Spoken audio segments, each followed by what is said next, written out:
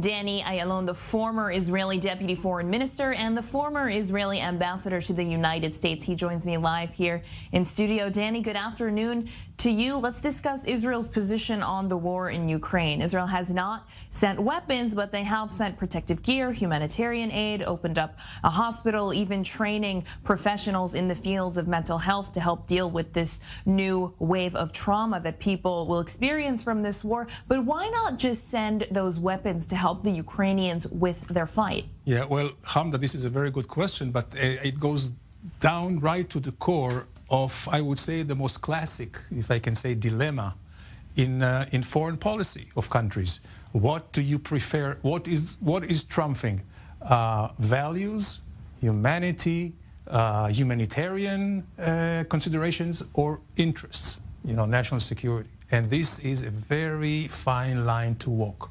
Israel succeeded to walk this very fine line when Bennett was prime minister, and he tried even to negotiate. He had a pretty good relationship also with Putin, but Israel cannot risk first of all, its position in the world, and it certainly cannot risk its, I would say, the relationship with the most important friend and ally, which is the United States.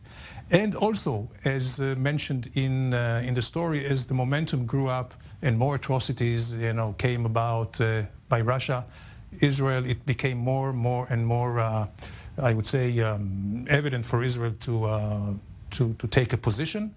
And I think the fine line that Israel has now is that not only we are on the Ukrainian side against and condemning Russia, but also sending anything which is not lethal.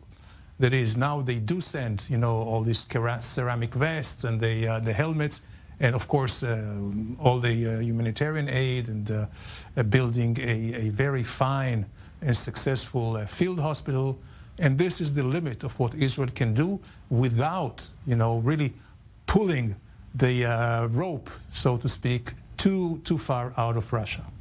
What will the policy look like moving forward? We do know that Russia has said it's going to step up its strikes. That's according to U.S. intelligence. They're going to step up their strikes on both civilian and government infrastructures, not just military targets. So can information like that, can steps like that from the Russian side have Israel change its mind or change its stance on whether they supply weapons or not? Well, it could change its stance as it intensifies maybe condemnation and joins the Western community in the UN or other international fora. But in terms of weapons, I'm not sure Israel has any kind of a qualitative edge or any edge at all over the NATO countries. And I think it's incumbent on the NATO countries and the United States to send the weapons. There is one thing that maybe Israel can help with, but this has many other considerations, and this is with anti-ballistic defense system. And here, like with the Arrow and Iron Dome, but here we are not at liberty to sell to anyone we want because it is co-production and cooperation with the United States. And at this point, the United States prefers not to go into this route. And I don't think that the Ukrainians actually now suffer from lack of munitions and weapons. And very quickly, what will Israel's position on Russia look like moving forward in terms of foreign policy? Well, it's a very delicate position. The Russians have already shown their displeasure, and they are could be very brutal about it with the Jewish agency's operation over there. It is, although they say it's a legal matter, but it's obviously something, a sticking point, a leverage that they want to put over us. And Israel may have to give Russia, as they say, what Russia wants.